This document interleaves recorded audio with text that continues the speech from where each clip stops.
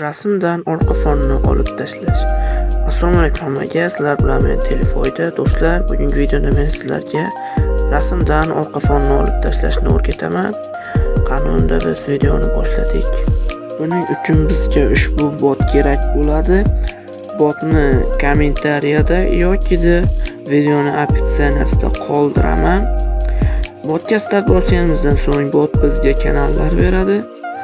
Ushbu kanallarga birin-ketin obuna bo'lib chiqishimiz kerak.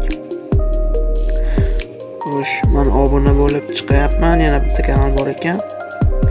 Hammasiga qo'shilib chiqdim va start bosamiz. Endi esa rasm yuboramiz.